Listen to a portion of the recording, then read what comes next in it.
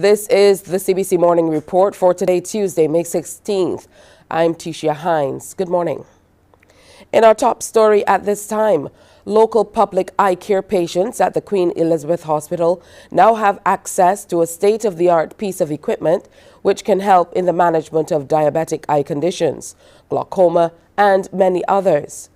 Barbados may be the first Caribbean country to have one in its public hospital, as the cost of the CARICOM optical coherence tomography machine, or OCT, is such that only private ophthalmology facilities have it. Over $200,000 was raised by the Sale for Sight charity since 2019, and the equipment is now in place. Consultant in the ophthalmology department, Dr. Sherwin Benskin, says having one at the QEH is a real game changer.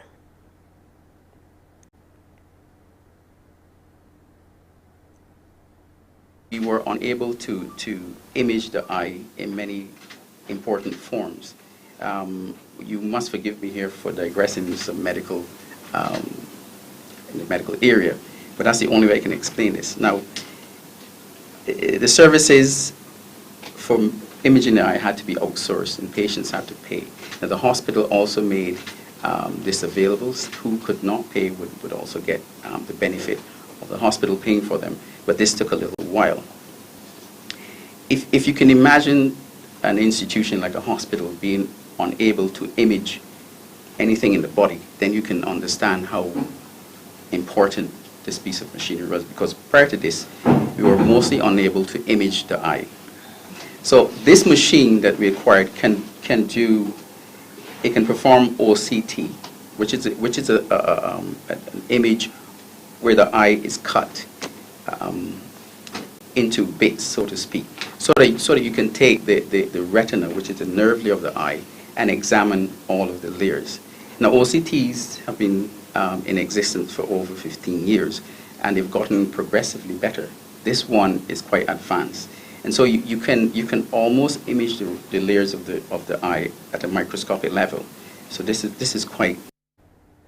Dr. Benskin pointed out that there are a range of eye conditions and diseases which the OCT machine can detect and help in the treatment of, including diabetic eye conditions. One of the most important uses of OCT, and I must mention this, is the monitoring and treatment progression and treatment success of diabetic macular edema, which is probably our #1 site taker in the eye clinic here in Barbados, closely followed by glaucoma, of course, wet age-related macular degeneration, and other macular diseases. So to break this down, basically if a patient has diabetes, the blood vessels are weak, it leaks at the macula, we can use the OCT to say definitively, yes, this patient has macular edema. We treat with injections in the eye that, for the most part, resolves the edema, and OCT is used in all countries of the world, basically, to guide treatment and treatment success. So as you can see, without this, we were way behind and out of the up-to-date treatments for this sort of condition. Coming up on the CBC Morning Report, Haiti's hospitals running short on fuel and doctors in its humanitarian crisis.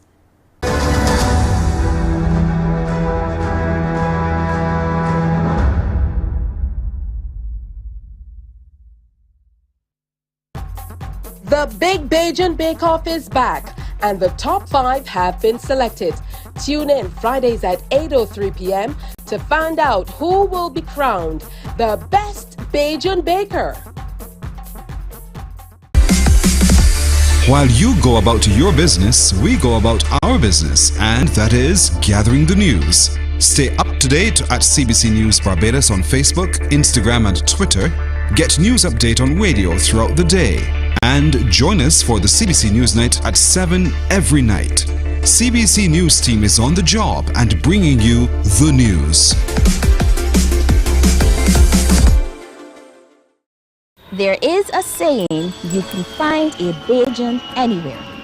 Are you a Bajan living abroad?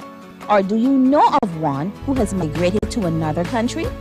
Well, we at Mornin Barbados would love to have you or them on our Bajan Afar segment. Share your amazing stories, experiences, and how you have adapted to a new culture.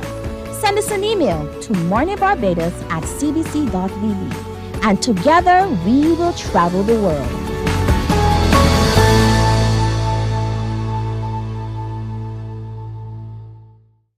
Enjoy movies, soaps, drama, comedy, inspiration, education, music, and more. You get it all when you get MCTV, because MCTV gives you more. Some ads.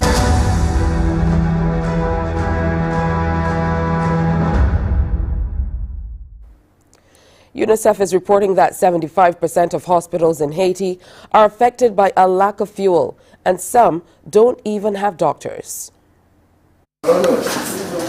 This is Haiti's largest hospital, and it has been almost abandoned for 5 months. But even though no doctors are on site, some patients remain here because they have nowhere else to go. Jinel Sherry was shot by gang members in December. He used to be a mobile phone salesman, but he has not been able to go back to work. I went to a private hospital and I spent everything I had and then had to come here. I can't afford the medicines, and here there is nothing. There are no doctors to care for us. Doctors at this hospital has been on strike for months. They say their salaries, the work environment and the violence in the area make it almost impossible to do their jobs. Village de Dieu, one of the most violent neighborhoods in Port-au-Prince, is not far from here. Since the assassination of President Jovenel Moïse 2 years ago, Haiti has been caught in the middle of a political and social crisis that has gangs controlling the streets. The interim prime minister seems unable to restore order. Evelyn Fremont says the government has forgotten this hospital, which plays a crucial role in the city's healthcare system. The Haitian government doesn't care about this place because they have private hospitals to make money. Those who can't afford a private clinic have nowhere else to go. Sometimes they die in their homes. There is no water or electricity. When we visited, the patients asked us for food. This is the largest hospital in Haiti, and it has been barely working for the past 5 months. The pediatrics unit has just started to work once again, very, very slowly. But when we arrived here, we saw all these children that you can see here that have been abandoned. Nanan is 12 years old. Kaku is 10. And this baby is 6 months old.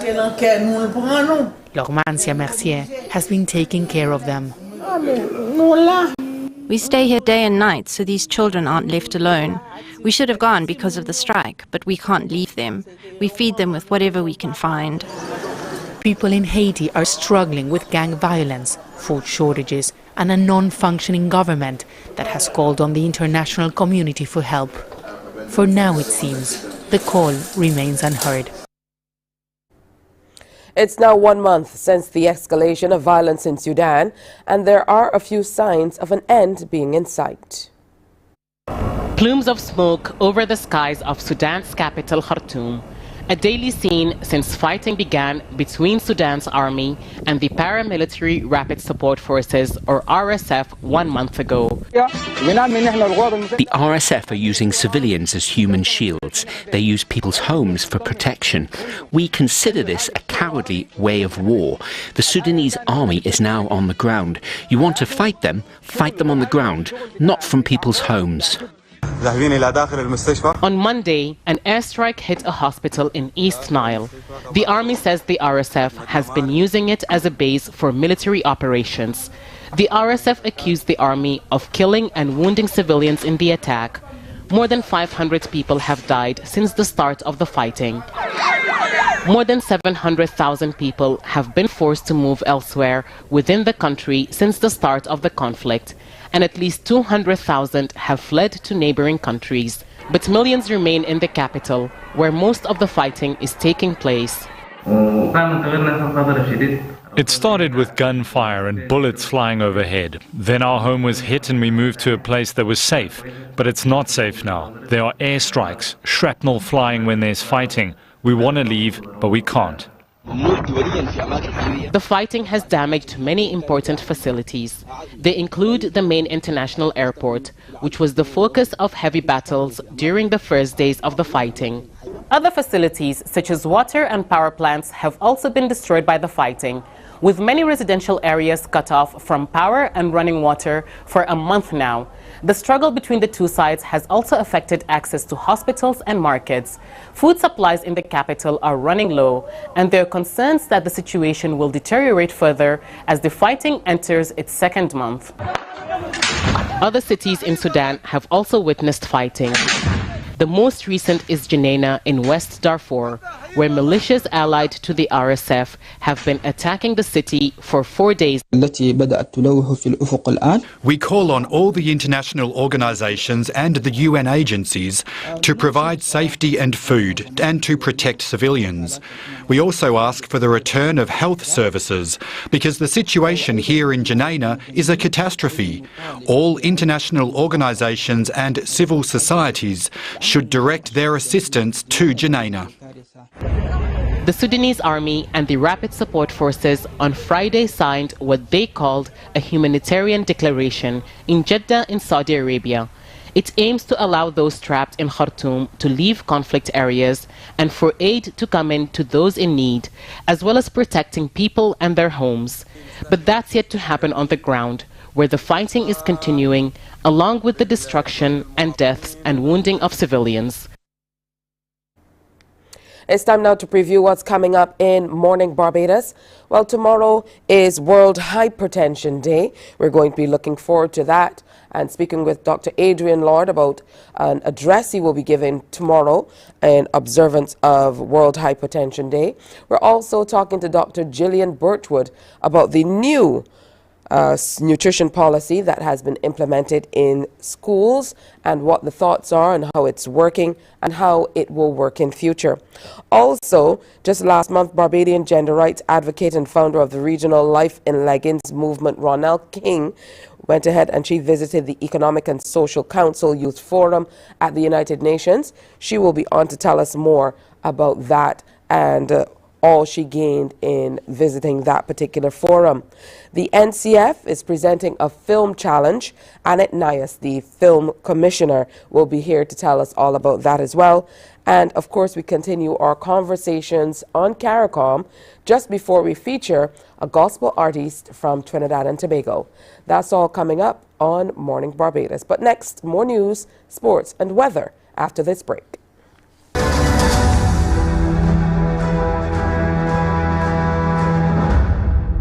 Some ask, what makes Barbados so special? We at Mornin Barbados say it's you, our exceptional youth. You are talented, resilient, and inspirational. You are the epitome of the Barbadian spirit, testing the boundaries of your creativity.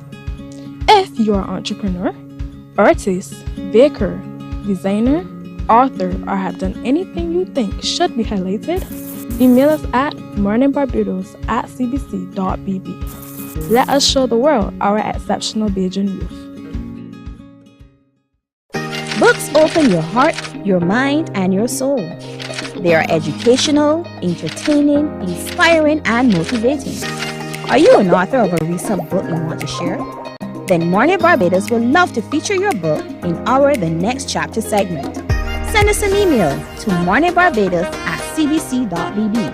That's morning without the G. Come and let us turn those pages together. Because you love English Premier League, MCTV has got it back. Now you can watch all the games of the English Premier League plus UEFA and NFL on MCTV. Current customers can upgrade to Maxback Extra at just $23. Call MCTV today at 228-6288 to upgrade or come in and sign up for our new service. Football fans, let MCTV get you back in the game.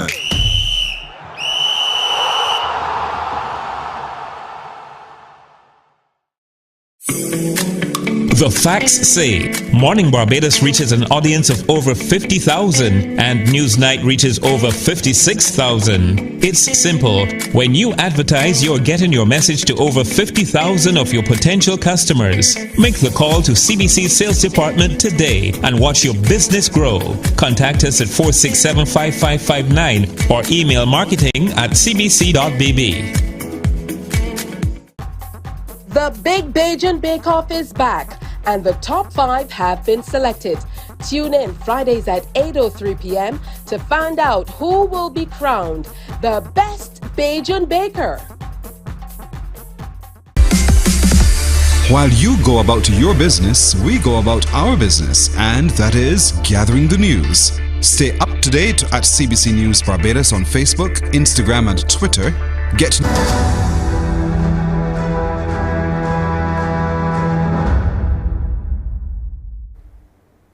Well, uninsured vehicles are causing major concerns for Barbadians.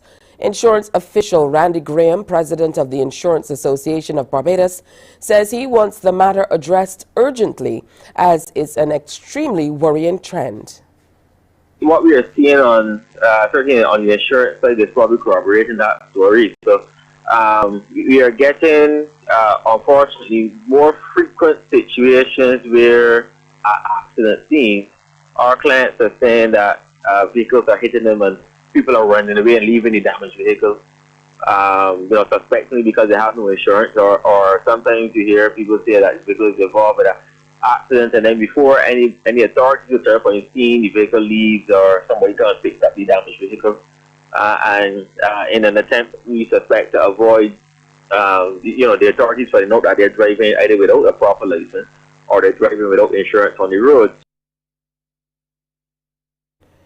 Mr. Graham is calling for a dialogue and a return to the table among stakeholders in an attempt to buck this trend and make this country's roads safe again. The insurance official says the new registration system, currently in test mode, could give some hope. We suspect that if that system can get fully functional and all the vehicles on the road that are properly registered can be registered on the roads, then we wouldn't have a problem as we have right now. While the drought conditions currently being experienced in Barbados are beginning to hit consumers in the pocket, especially as they prepare for the dinner table. A check with the Barbados Agricultural Society revealed that the farming community is having problems growing root crops and vegetables. Especially in what we will call the rain-fed areas, where, for instance, farmers rely on rainfall in order to grow the crops. So you're not able to grow crops in those particular areas. The other point they're saying is that, of course, they have to manage water usage as much as possible at a time, when water usage can actually increase because of the fact that with the high heat, high temperatures being experienced at the moment, you're causing the evaporation rates of water from the soil to increase. And of course, even in terms of getting water to the plant roots, you have now to use that much more water. So in a situation where you have water shortages, you're using more water than necessary. And of course, that in itself can cause issues. The lack of water has severely affected the production of sweet potatoes, and those in the market are attracting high prices, sometimes as high as $6 per pound. The plant itself does not thrive under these kind of conditions. So, for instance, the sweet potato crops that you'll notice this year, we have had some difficulties in terms of keeping up with the normal production, but the water in itself, or the lack of water, or the drought, would have added to it, because what has happened is that even those crops that might have been out in the field, they would have taken longer, and they would not have mature as readily as if there was, of course, adequate supplies of water. In terms of the prices, it was just really not for local produce. The prices were definitely for if to become any scarcer. I know, for instance, that you have a crop such as sweet potatoes right now, it's selling around $6 a pound. That's because of the fact that there's just not enough sweet potatoes around, and sweet potato harvest is not being good. Now, as Barbados marks World Agri-tourism Day today, a call is being made for the sensitization of the industry across the country. The Barbados representative at the Inter-American Institute for Cooperation on Agriculture, Alistair Glean, says farmers and the stakeholders could coordinate operational initiatives for the benefit of the country. The more we can promote agri-tourism, it's more of a sustainable effort on tourism. It's a sustainable effort to ensure that more income is earned by our tourism players, that the farmers, they can add more value to their operations. It fills greater opportunities generally for the country. It's a boost to the economy, because like I said, these linkages are more sustainable in nature. And of course, there are ripple effects and there are benefits throughout the society. The ICA representative says coming out of the World Agri-tourism Day, the United Nations Food and Agricultural Organization and the Barbados Agricultural Society have a planned up forum. Over a decade now, there has been a recognition of the value of World Agri-tourism, and that is represented by the celebration of World Agri-tourism Day. And it is hoped that we can have this celebration fully recognized in Barbados, and that's why ICA, in collaboration with the FAO and the Barbados Agricultural Society, we are seeking to host a dialogue forum on the 23rd of May that addresses the issue of agritourism and agriculture and tourism linkages. Barbados is famous for its tourism, but we have to feed the tourists.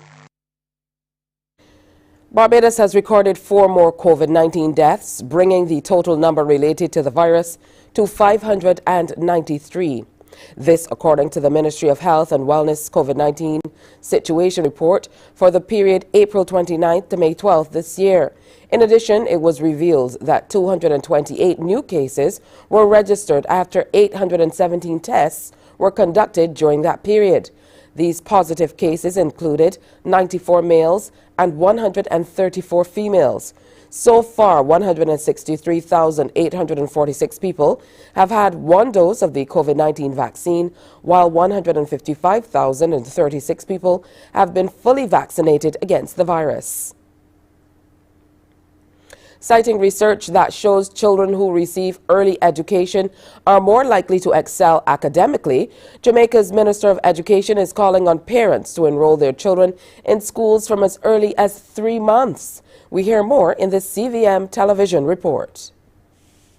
Though existing Jamaican laws instruct parents to enroll children in schools by age 3 years, Minister of Education Favour Williams offers a different proposition. She suggests children as early as 3 months old can and should be enrolled in Brain Builders Centres, the government's equivalent of daycare centres. And why is it important? If you look at the research that exists, the research says by the time a child gets to be 3 years old, their brain development is already about 80% of what it is going to be for their lifetime. 80%. The minister insists if parents wait until 3 years old to enroll children in a structured environment, they run the risk of cognitive delays and their child missing a head start on social and emotional skills. She advises there are 132 Brain Builders Centres across the island. Even though it's not the law currently, but we are encouraging it for you to send the children out.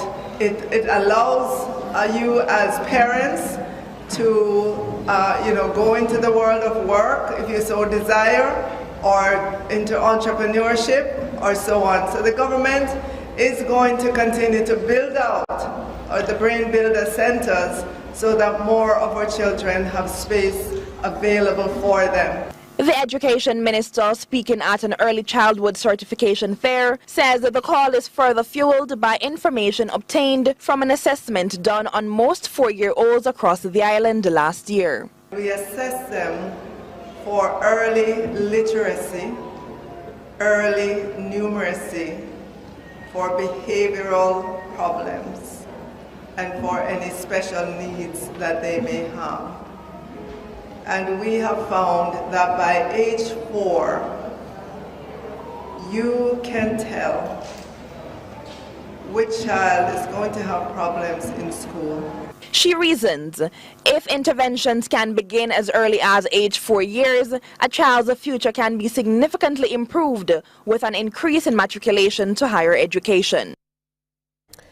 And as debate builds on allowing Bahamians to gamble in casinos, religious leaders have been weighing in on the discussions. Eyewitness News reports. On the heels of government officials noting that there will be consultation with industry stakeholders to discuss amending law to allow Bahamians to gamble in casinos, church leaders started to speak out, the general consensus being that it will do more harm than good. I'm against any further expansion of gambling because gambling is a vice, and it has proven to be unhelpful to a lot of Bahamians. We have a lot of complaints. I've heard a lot of complaints, particularly from family islands, about persons gambling and not being able to pay their rent, or not taking care of their responsibilities. So there's an addictive side that is a part of the gambling landscape, and I think we have to be aware of that. The person that ultimately loses is the gambler, and so many families, many people who have responsibilities are going to be affected.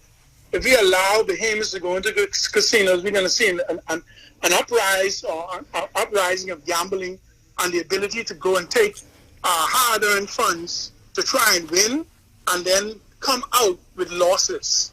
And so it's going to affect the economy in that sense. Gaming Board Chairman Danny Johnson last week told reporters that they want to have a regime that gives people a choice as to what they wish to do and where they want to do it. To that, they say this. Now, we can't control people, that's true, and we shouldn't try to police people as such. People have to make their own choices, we know that, okay? But when the government starts giving the ability for someone to go into a gambling house, into a casino, as it were, and take their monies and in most instances throw it away, me for one, as a preacher, as a man that believes in working for his family and who has 5 children, I couldn't see myself going and doing that and taking my kids' school fees money or taking the grocery money or the money that's supposed to go for my mortgage and going and doing that. That's just irresponsible. Well, sometimes laws do discriminate, and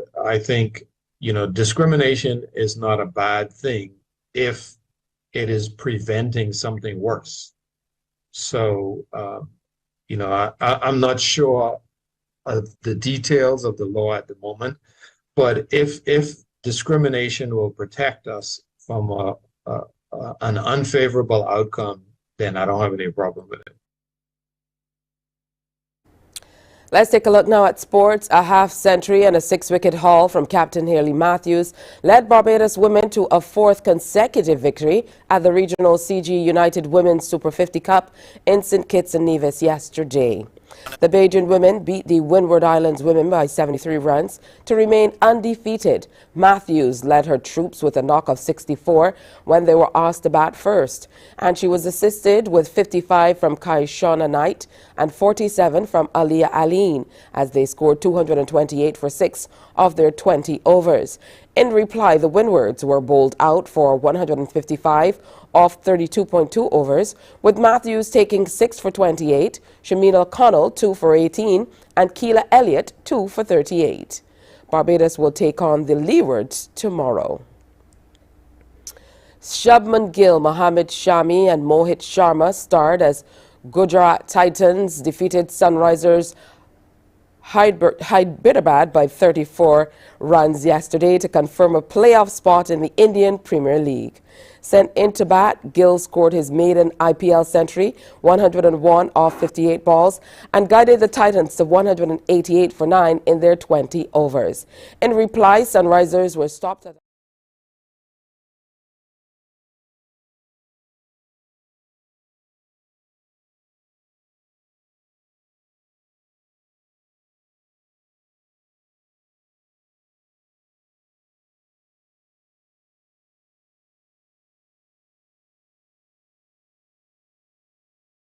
Now that's today's morning report. Our next newscast is coming up around 12 noon on TV8, followed by The World at 1 via our radio network on 100.7 FM, 98.1 The One, and 94.7 FM. Before we go, here's a look at today's weather. The barometric pressure stands at 1014.6 millibars. Air temperature 26.1 degrees. The winds are blowing out of the east at 9 kilometers per hour. And general conditions are partly cloudy with slight haze. Sea conditions moderate in open water with swells peaking at 2 meters. Your tides today are looking like this. And the general forecast, a mix of sunshine and clouds with a few brief scattered light showers. As we move into the evening period, it will be a mix of clear skies and clouds with a few brief isolated light showers. Well, that's it for today's morning report. Morning Barbados is next. Wake up, wake up, wake up, wake up. Barbados, get up. Good morning. Good morning, Barbados. Good morning. Good morning to you. Good morning, morning, morning, morning. Good morning to you. Good morning, morning, Barbados. Good morning. Good morning to you. Good morning, morning, Barbados. Good morning. Wake up, wake up, wake up. Morning to you.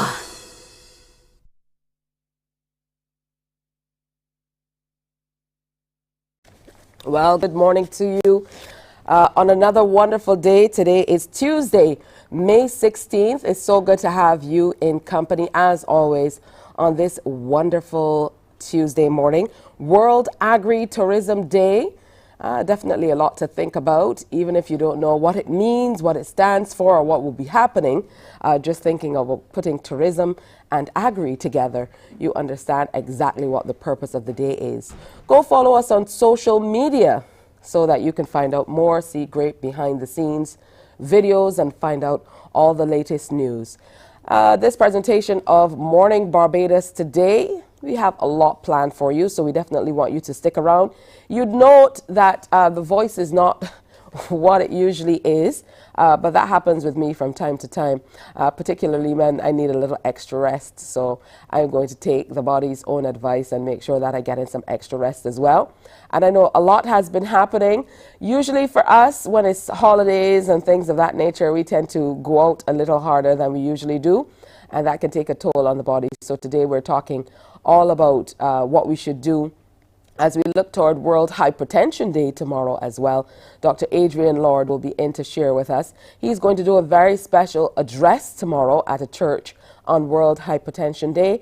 However, he's going to be here today to talk to us about hypertension generally and how it's affecting our population and all the warning signs, what we should be looking for, how we should be taking care of ourselves to avert the whole possibility of being severely affected by hypertension.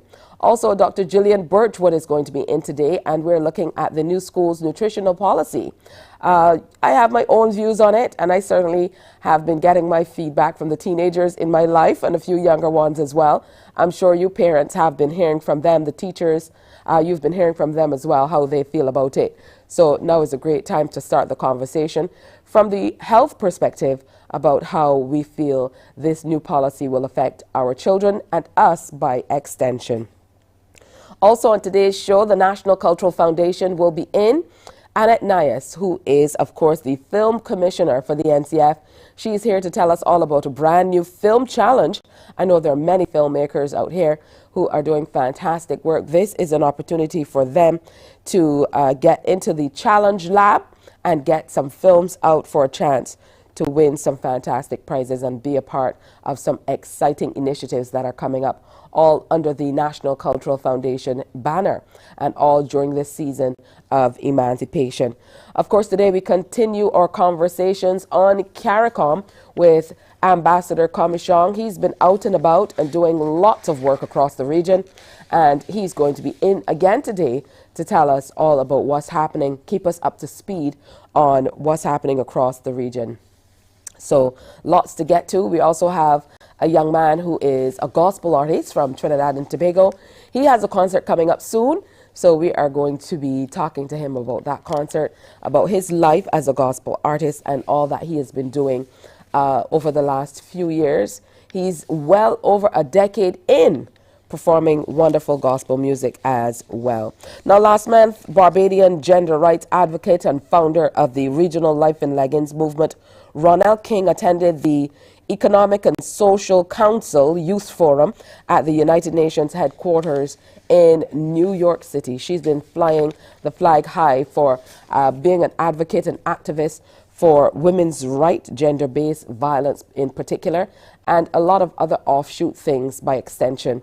She joins us this morning to tell us how that went and give an update on where her entire initiative, Life in Leggings, has taken her and is going. Good morning to you, Ronell. So wonderful to have you on Morning Barbados again.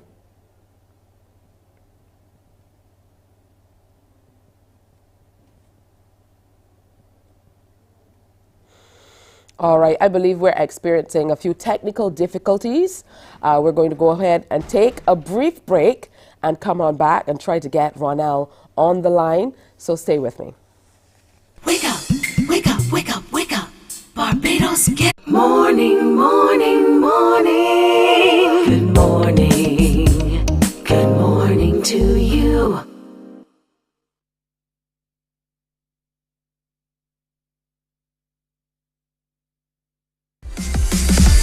While you go about your business, we go about our business, and that is gathering the news. Stay up to date at CBC News Barbados on Facebook, Instagram, and Twitter.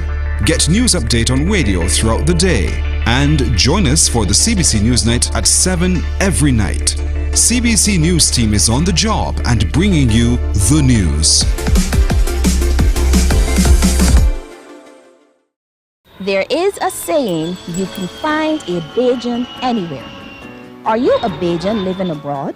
Or do you know of one who has migrated to another country? Well, we at Mornin Barbados would love to have you or them on our Bajan Afar segment. Share your amazing stories, experiences, and how you have adapted to a new culture. Send us an email to morninbarbados@cbc.vb. And together we will travel the world.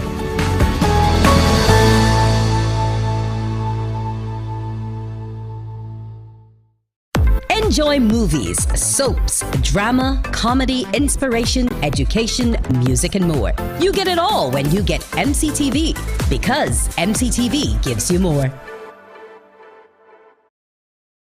Some ask, what makes Barbados so special? Morning, morning, morning. Good morning. Good morning to you. 22 minutes now before 7 o'clock. Welcome back to today's presentation of Morning Barbados. A special good morning to those of you getting ready for work and school and heading out. And sending love to those of you who are home as well, whether you're on holiday or you're retired. So happy that you can join us here on Morning Barbados. A special hello to those of you who are watching via the World Wide Web. You would know that technical challenges happen a whole lot more when you're using technology. I know oftentimes we get calls from you talking about the stream not coming the way that we would want it to come. So we are going to get back to Ronell King in just a little bit. But right now we have Dr. Adrian Lord on the line. So let's say good morning to him. Good morning, Dr. Lord. Good morning, Tisha. Good morning to all the viewers to Morning Barbados. All right, wonderful to see you here on Morning Barbados. We've been missing you for a little while, but good to have you back sharing with us. Of course, throughout the entire COVID period, I was keeping up with your regular posts and adhering to all of your advice. I'm sure a lot of Barbadians tell you the very same. Yes, that's right. All right, so we're looking toward World Hypertension Day tomorrow, and you are giving a special address that we'll talk about a little bit later. But I want to, start at the beginning for people who don't know or those who continue to ignore the impact that hypertension is having on our community. So let's lay it on the line, so to speak, first of all, and talk to Barbadians about how hypertension is affecting us and how it is affecting us. Thank you, Tisha. Hypertension or high blood pressure is one of the chronic non-communicable diseases, and several persons in Barbados, they estimate at least 1/3 of the Barbadian population would have high blood pressure. They may not be aware of it, and only 50% of those may actually be aware of it. Because it's a silent disease, there are usually no symptoms for high blood pressure. So most people may not recognize that they do have high blood pressure. And this is why with the World Hypertension Day, they're looking at knowing your blood pressure, knowing how to measure your blood pressure, and knowing how to control it. Of course, high blood pressure is only diagnosed sometimes when the complications of high blood pressure occur.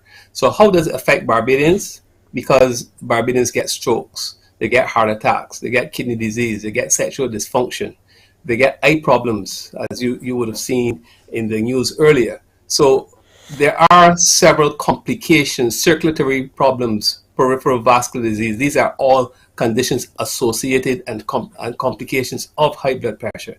So the World Hypertension League uses May the 17th every year as World Hypertension Day, and we at the Church of Christ the King, we're going to have an address tomorrow on that topic.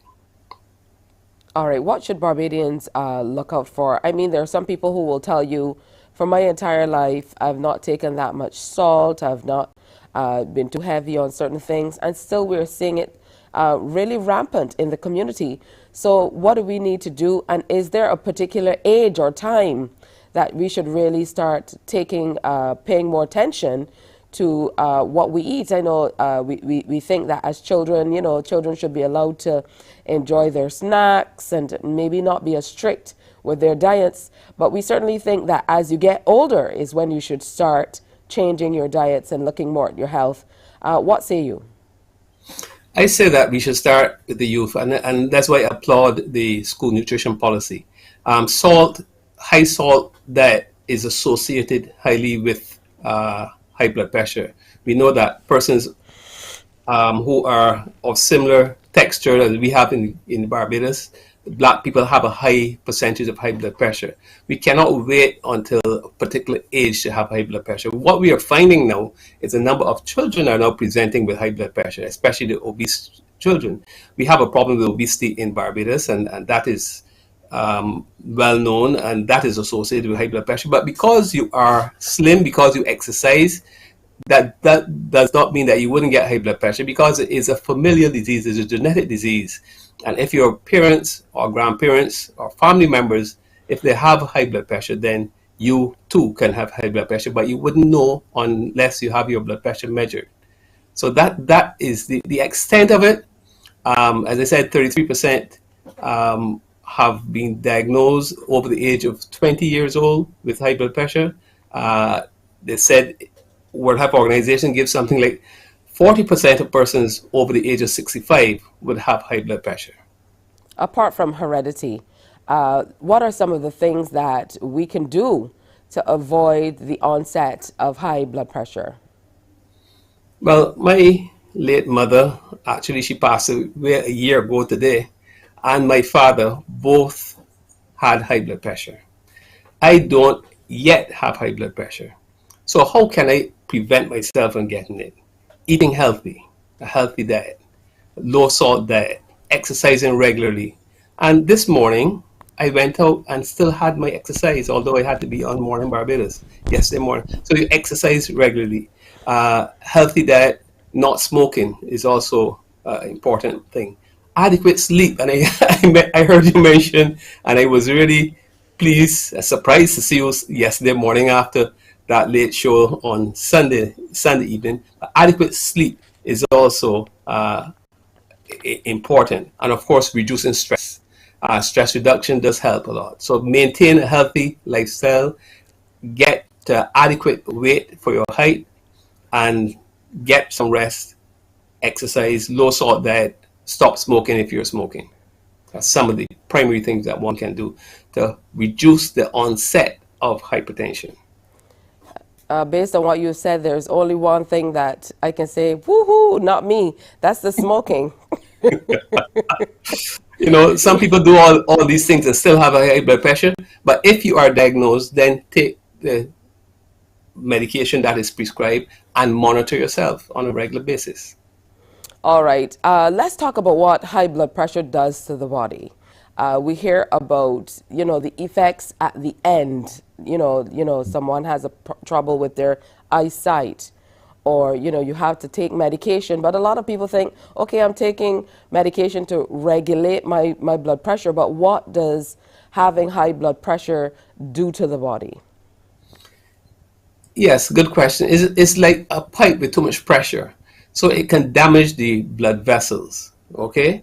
It can damage the heart. So therefore the heart gets larger, has to work harder, and then can lead to heart failure or heart attack or ischemic heart disease, poor circulation going to the heart. And they mentioned it then damages wherever the blood pressure goes. So it could cause ruptures or bleeding within the eyes. It can cause damage to the brain. It causes damage to the kidneys. It affects the circulatory system. So it damages, it is too much pressure on the system. So it's important to keep that blood pressure to that standard reading and keep it adequately controlled at all times. And one doesn't really know because, many people come to the doctor because they think they have headaches, and headaches is causing high blood pressure. No, headaches is not a common cause of high blood pressure. Maybe the stress may be causing the headaches, and stress may be causing the high blood pressure. But if you have headaches and high blood pressure, then you're really seriously ill. I know that traditional medicine and sometimes alternative medicine have clashes, but here in Barbados, I know a lot of Barbadians have their own old wives' tales, so to speak, and home remedies that they use. Some people talk about using things like parsley water and papaya and things like that to bring their pressure down. So I want to ask you a bit of a compound question. What are your thoughts on the use of these home remedies to try to bring your pressure down? And secondly, once you get on blood pressure medication, is there anything at all you can do to try to wean yourself off? Well, the second question first, to wean yourself off, you should be weaned off by your doctor. So it is usually dangerous to wean yourself off medication. But if you control high blood pressure and you reduce the other parameters I mentioned before, it is quite possible that you do not need to stay on medication for the rest of your life. But let you and your healthcare professional make that decision. As far as the other remedies that we have there, the parsley water and so on, I have no problem at all with the use of parsley water or papaya to reduce your blood pressure. But my problem is that I don't know the dose.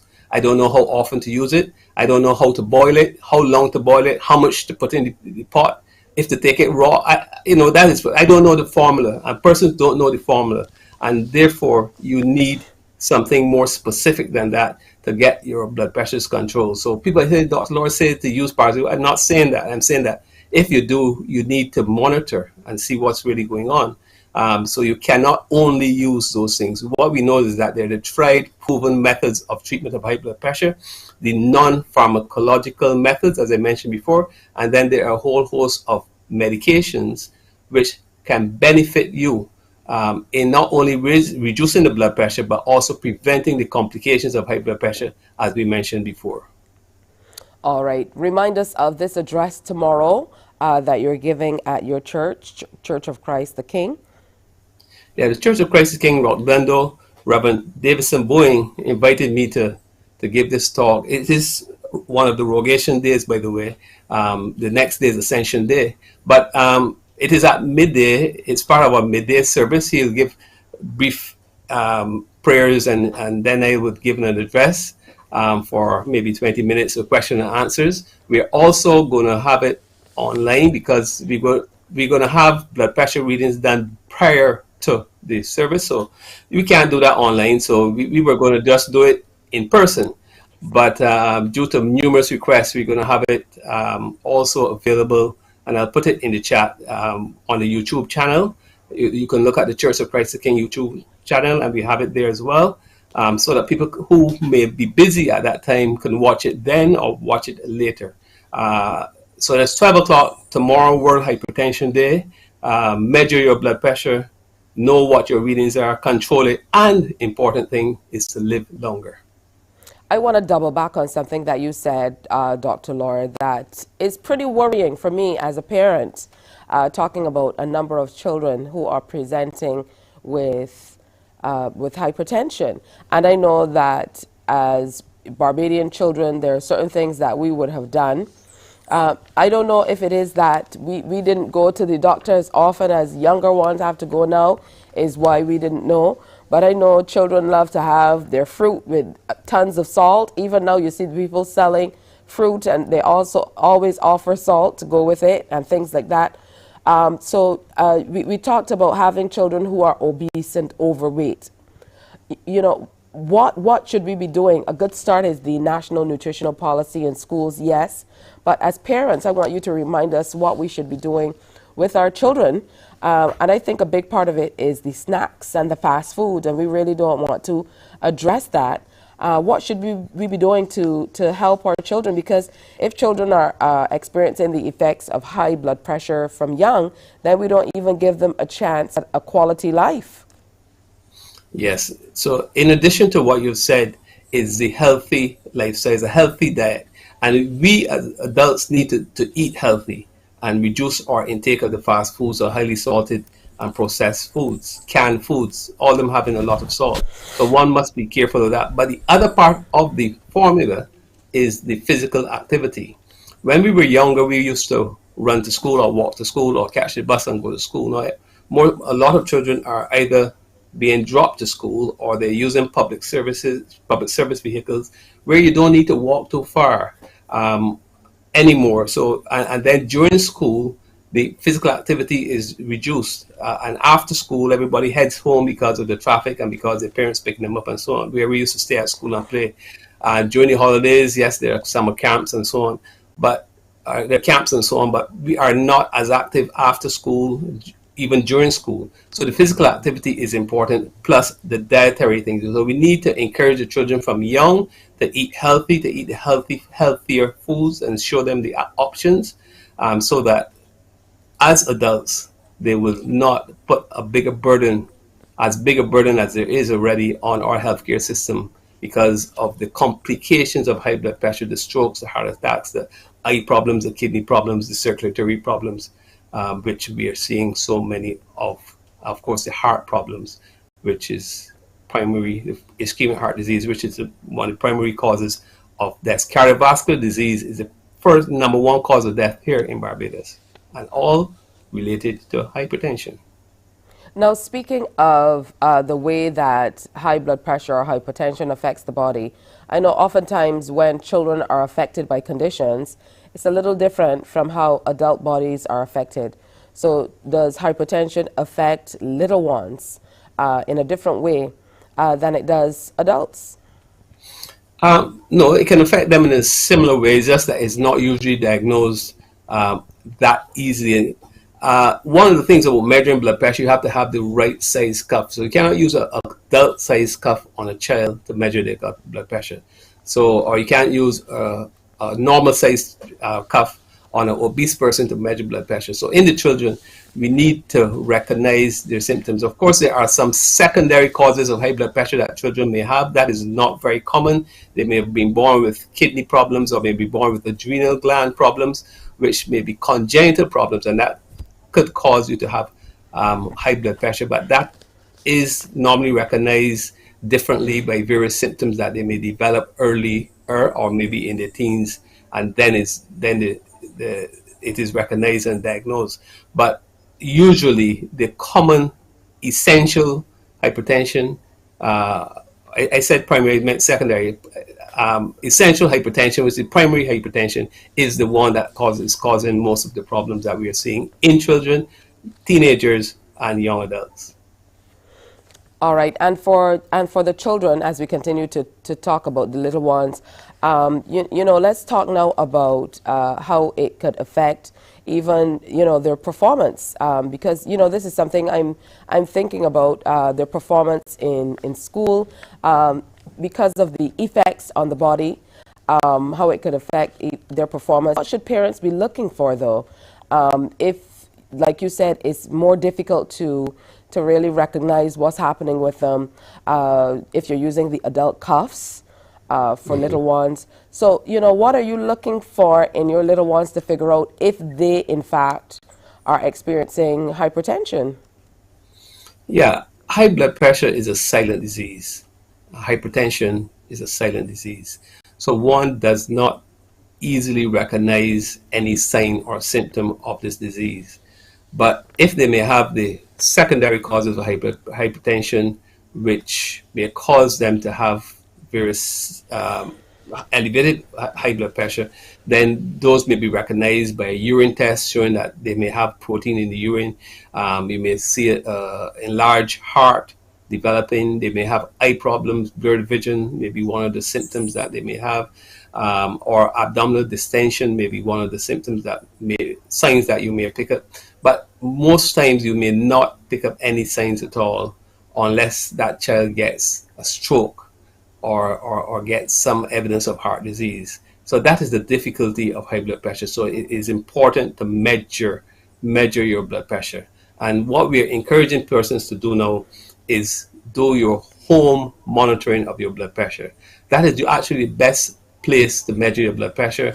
You must be seated comfortably like you are, your back rested, both feet on the floor, relax, don't have on your television watching Mornin Barbados or the night news or anything like that, or basketball. Radio off, not having had coffee within the last half an hour or having had any exercise, and have that cuff on at the arm. The arm blood pressure is the best blood pressure. There are a number of other devices out there, but they're not being tried and proven, and they're not ready for the market yet, not being validated. So the blood pressure, the automated blood pressure using a arm cuff of the appropriate size should be used, and at particular times of the day, use both arms, and the one that gives you the highest reading, you use that and see if you can get it down to the recommended level of under 120/80 as the normal blood pressure.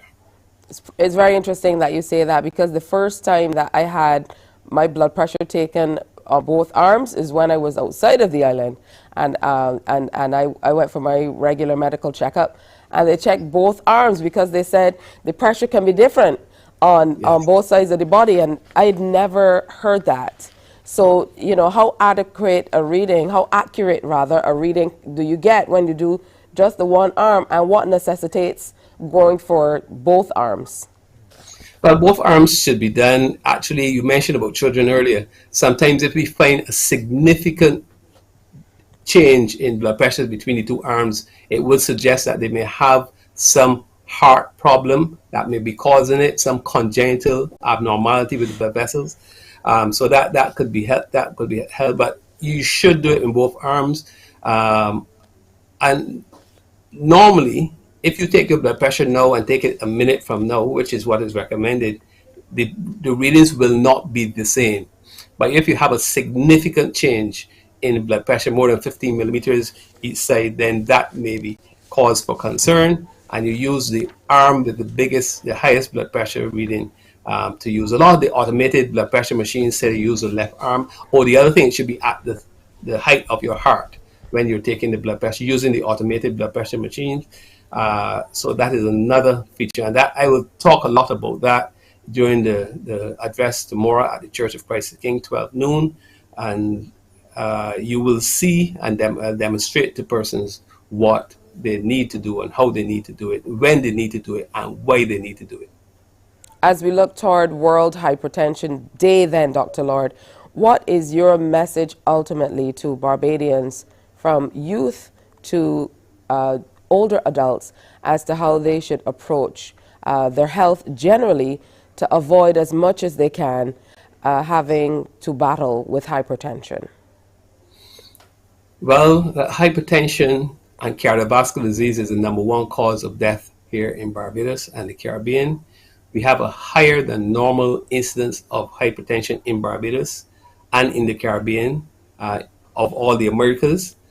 We have over 33% of cases of hypertension, and unfortunately a large percentage of these persons might not even know that they have it, and most of them are not well controlled. So it's important to know your blood pressure, to measure your blood pressure at the right time, the right place, with the right instrument, under the right conditions, so that you can prevent yourself from having any complications of the high blood pressure, which would cause us and cost us and yourself a lot in the future. Thank you so much, Dr. Adrian Lard, for staying with us for this extended period as well. It's always wonderful to talk to you. And of course, as we look toward this observance, it's great to have a good reminder for Barbadians as to why they need to take care of their health. Thank you, and see you all tomorrow, 12 noon, Church of Christ the King. Thank you. All right. It's 7 o'clock in Barbados and across the Eastern Caribbean. It's time for an update of your news. Morning, morning, morning. Good morning. Good morning to you. Some ask, what makes Barbados so special? We at Mornin Barbados say it's you, our exceptional youth. You are talented, resilient, and inspirational. You are the epitome of the Barbadian spirit, testing the boundaries of your creativity. If you are an entrepreneur, artist, baker, designer, author, or have done anything you think should be highlighted, email us at morninbarbados@cbc.bb. Let us show the world our exceptional Bajan youth. Books open your heart, your mind, and your morning, morning, morning. Good morning. Good morning to you. 2 minutes now after 7 o'clock, time for an update on your news. Uninsured vehicles are causing major concern for Barbadians. Insurance official Randy Graham, president of the Insurance Association of Barbados, says he wants the matter addressed urgently as it's an extremely worrying trend. What we are seeing on, certainly on the insurance side, is probably corroborating that story. So we are getting, unfortunately, more frequent situations where at accident scenes, our clients are saying that vehicles are hitting them and people are running away and leaving the damaged vehicles, suspectingly because they have no insurance, or sometimes you hear people say that the vehicle is involved with an accident, and then before any authorities will turn up on the scene, the vehicle leaves or somebody comes picks up the damaged vehicle. And in an attempt, we suspect to avoid, the authorities finding out that they're driving either without a proper license or they're driving without insurance on the road. Mr. Graham is calling for dialogue and a return to the table among stakeholders in an attempt to buck the trend and make the country's roads safe again. The insurance official says the new registration system currently in test mode could give some hope. We suspect that if that system can get fully functional and all the vehicles on the road that are properly registered can be registered on those on the roads, then we wouldn't have a problem as we have right now. Well, the drought conditions currently being experienced in Barbados are beginning to hit consumers in the pocket, especially as they prepare for the dinner table. A check with the Barbados Agricultural Society revealed that the farming community is having problems growing root crops and vegetables.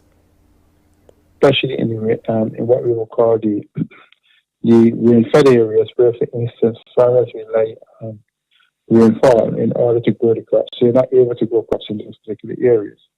The other point at this time is that, of course, they have to manage water usage as much as possible at the time when water usage can actually increase because of the fact that with the high heat, high temperatures being experienced at the moment, you're causing the evaporation rates of water from the soil to increase.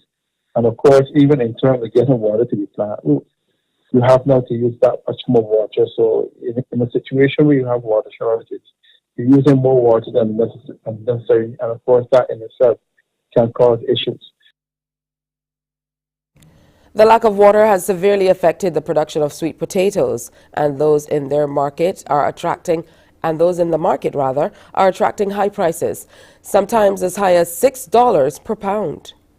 The plant itself does not thrive under these these kind of conditions. So, for instance, the sweet potato crops that we noticed this year, we have had some difficulties in terms of keeping up with the normal production, but the water in itself, or the lack of water, or the drought, was added to it, because what has happened is that even those crops that might have been out in the field, they would have taken longer, and they would not have mature as readily as if there was, of course, adequate supplies of water.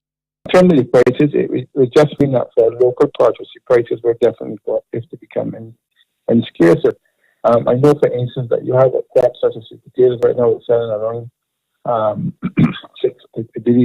a pound. That's because of the fact that there's just not enough sweet potatoes around, and sweet potato harvest is not really good. As Barbados marks World Agri-tourism Day today, a call is being made for sensitization of the industry across the country. The Barbados representative at the Inter-American Institute for Cooperation on Agriculture, or ICA, Alistair Glean, says farmers and the stakeholders could coordinate operational initiatives for the benefit of the country. The more we can promote agri-tourism, it's more of a sustainable effort on tourism. It's a sustainable effort to ensure that more income is earned by our tourism players, that the farmers, they can add more value to their operations.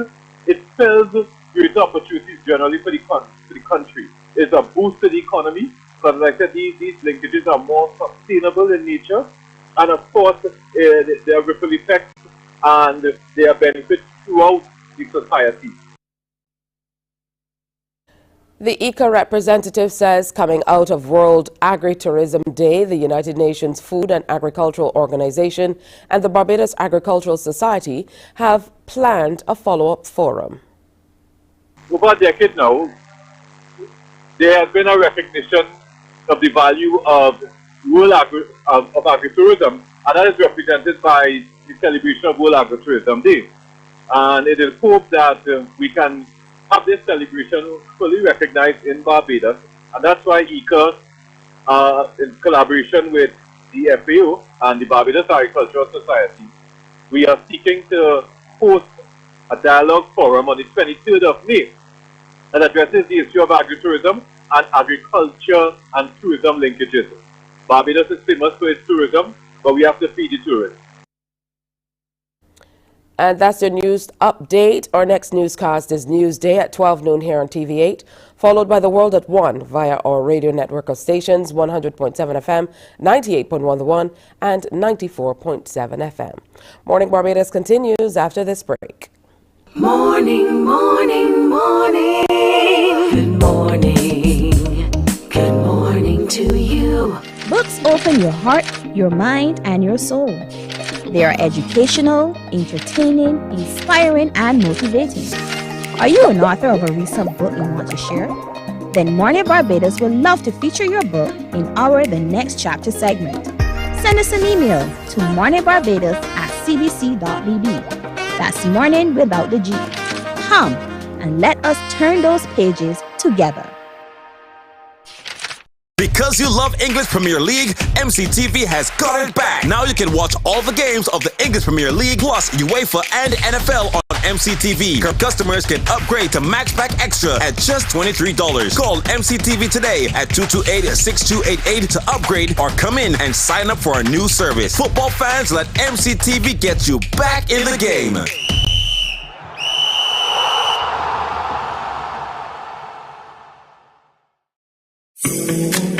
The facts say Morning Barbados reaches an audience of over 50,000 and Newsnight.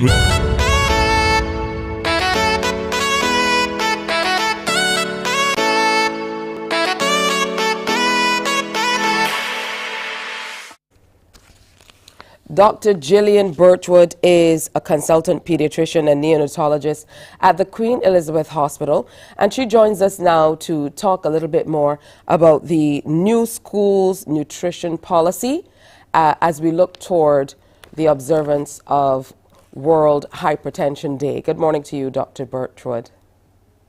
Good morning, Tisha, and good morning to all of Barbados. All right, first of all, let's, get your take on the new nutritional policy that has been instituted in schools? I think it is a fabulous initiative by the Ministry of Health and Wellness and the Ministry of Education, and it is really desperately needed in Barbados. If you look and you take a step back and you look at the big picture, you will find that non-communicable diseases are really a major cause of death in Barbados. And I saw a study that in 2016, these non-communicable diseases like diabetes and hypertension attributed for 83% of the deaths. And that's a really staggering figure. But those non-communicable diseases started somewhere. And the habits that we build into our children from the time they're very young all the way through adolescence stick with them as adults. And so it's really, really important to make sure that these habits are the right ones. 1 in 8 children under the age of 5 was considered overweight. And by the time our children are adolescents, that jumps to 1 in 3. So that is a really staggering statistic and sets us up as a country for those non-communicable diseases that have become such a burden in our society. I know a big part of this is hereditary. In our last conversation with Dr. Lord, we talked about that, heredity, and the part it plays in people having to, battle with hypertension. But what part does culture play in really feeding into the effects we are seeing, and how can we move away from it? Usually when things are cultural, it's a little more difficult because we're talking about a way of life, the way people eat, the customs, what they're accustomed to. So for some people, yes, that certain foods are high in sodium content and so on, but how do we get to a place where we get them to acknowledge that they truly need to move away from some of these foods or prepare them differently? I think you really summarized some of the difficulties that we really face as a country in dealing with the prevention of non-communicable diseases like diabetes and hypertension. Culturally, the eating patterns that we have, they're so ingrained. We'd have, growing up eating and loving delicacies like macaroni pie and sauce and all those lovely foods. But really and truly, if you eat too much of those foods, that's definitely going to be a problem. And so what is required is really a cultural shift with individuals at a family level, but also as a country. And we have to create the enabling environment for this cultural shift. We have to all do it together so that what we consider to be acceptable eating patterns has got to change. And very often, children are the ones who can help drive change. We all know as parents, the children will come home from school and say, teacher said so and so, and that is therefore the gospel truth. And so this is where incorporating guidelines and education at the school level can help drive change from the children upwards, but also we have to do it as adults downwards. So it's really important to engage and deal with the cultural shift that is needed to change the way that we eat. And that's the only way that we're going to win this battle in the long run. We also heard in our last interview that far more children are now presenting with hypertension. And I wanted to hear from you as a pediatrician, what your thoughts are on this trend. Yes, it's a really worrying trend. So over time, you've been seeing more and more children with overweight and obesity. And you know that once overweight and obesity starts, that train is on the tracks for diabetes and for hypertension. And we are seeing hypertension very worryingly in children who are younger and younger. And as Dr. Lord would have referred to, because I heard the interview earlier, he would have referred to secondary causes of hypertension like kidney disease. But you are seeing increasingly essential hypertension, which is that same hereditary form of hypertension that our parents and grandparents who have been the ones to suffer with in the past. We are seeing that increasingly in children because of the health habits that we have built in, which have really become unsustainable for us as a society. So it is a worrying trend. I would not say that there are huge numbers of children with this, but there are clearly increasing numbers of children with hypertension diagnosed at younger and younger ages. And this is very concerning because if you are diagnosed with hypertension at the age of 10, 10 years later, at the age of 20, you'll be starting to see the sorts of complications that you would expect to see in adults with eye problems and kidney problems and heart problems as a result. So it's really imperative that we get a handle on this situation and recognize that this is a major health concern that is coming our way. Now, I know that there's been widespread consultation across the board with parents and teachers and students alike, healthcare professionals, about the school's nutritional policy. But some of the feedback that I most certainly have been receiving from the young people in my life, and I have to take what they say at face value, is that a lot of children are not necessarily adhering at this time. They just defer having lunch.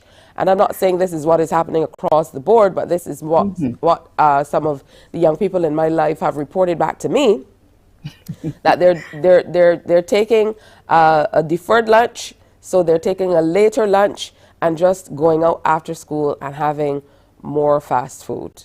Your thoughts? Yes, you know, it's not surprising. Young people will be young people. When I was, that age, when I was in primary school and secondary school, I certainly loved eating all of the junk food and all those sorts of things. But this is going to be the sort of thing we face when there's culture shift. And so at first you're going to get resistance because there's going to be a change from what we were doing before. And in addition to that, unfortunately, foods that are high in fat, high in salt, low in nutrition, high in sugar, well, they are designed like that to taste good, but the nutritional value is very low. So we have to tackle this not just in the school environment. We are partners in doing this for our children. So it needs to start at home. And we do it at school as well, during extracurricular activities, so that we create the environment, the 360 environment, that means that we will gradually get our children to shift from wanting to have those foods that are low in nutritional value, high in salt, sugar, and fat. So this is why we need to start with the very young children from the time they're in school, but at home, parents, you definitely need to do your part and say, this is the type of food that I would be expecting you to eat. It's not all up to the school. It's not all up to the teachers. Definitely as parents, we need to do our part. Send your children to school with the appropriate food. If they're refusing and they're buying foods after school that are high in fat and sugar and salt, then you need to cut back on their allowance, because then they should not be encouraged to participate in the types of foods that we know are going to cause a problem. There will be a fight, but we need to be persistent, and I think that change will be inevitable if we all pull the plow together. I heard someone say once that parents eat all of these things while they're mothers eat all of these things while they're pregnant, and then they expect the children to come out when they come out to be eating vegetables. So is there any truth to this, that even while you're pregnant, you can influence what your children want to eat once they're grown? Well, that's a really interesting question, because there is importance to what a mother eats during pregnancy, because this can certainly impact her child for the rest of their lives. So if a mother eats poorly during pregnancy, or she has diabetes during pregnancy and the baby is very large, for example, there's going to be an increased risk of obesity and diabetes for that child later in life. But the types of foods, if she eats lots of fruit and vegetables, that doesn't mean that her child will be more likely to eat fruits and vegetables. But what will be true is that that child grows up in a household that is committed and accustomed to eating fruits and vegetables. They have created that environment where the child is going to consider that to be normal and acceptable, and they will be much more likely to do so. So it's more to do with the environment that your child grows up in and the habits that are built into them. And as a physician, as a pediatrician, I see this time and again when parents give their children healthy snacks from very young. As the children grow up, they are very likely to follow the same pattern because that's what they grew up with. And when they go to school and they're handed lollipops and cookies, they may try it, sure, but it's not going to be something that they resort to because they are simply not accustomed to it.